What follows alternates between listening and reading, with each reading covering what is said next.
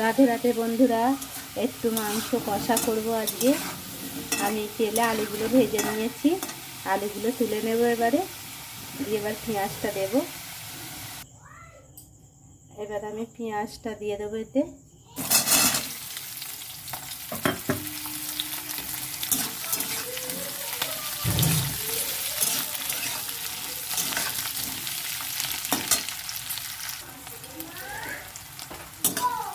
পেঁয়াজটা বন্ধুরা আমার ভালোভাবে ভাজা হয়ে যাচ্ছে, তো দেখুন লাল করে নিয়েছি।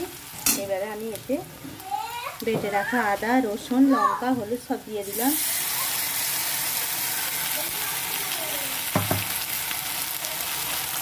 এবার এটাকে আমি ভালো করে কষবো।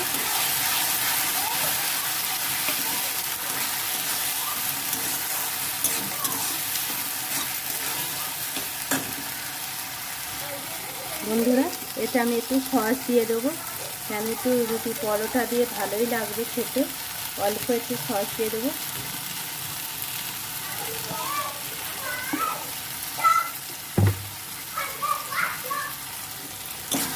ভালো করে মশলাটা কষে নেবে এবারে।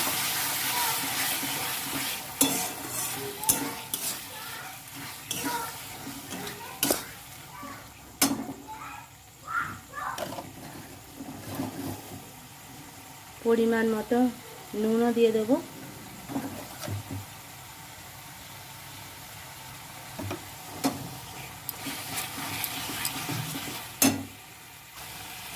ধুয়ে রাখা মাংসগুলোকেও দিয়ে দেবো এবারে, পুরো পরিষ্কার করে ধুয়ে রেখেছিলাম।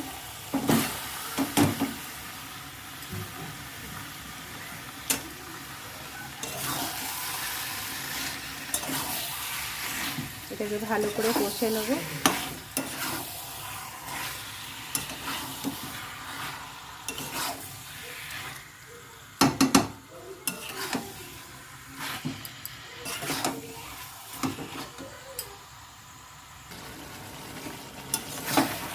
বন্ধুরা এবার আমি ভেজে রাখা আলুগুলো দিয়ে দেবো।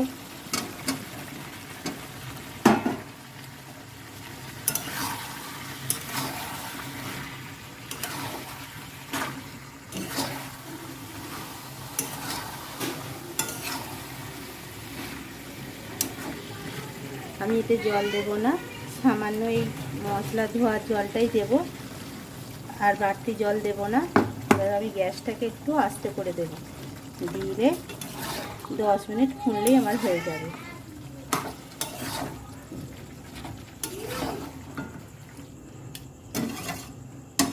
আমার এটা 10 মিনিট ফুললেই আমার হয়ে যাবে।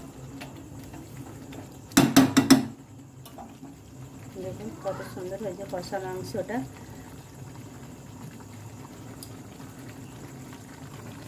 দেখুন বন্ধুরা কত জল বেরিয়ে গেছে।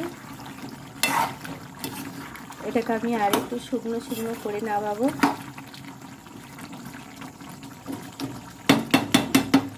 আর একটু এটা শুকনো করবো।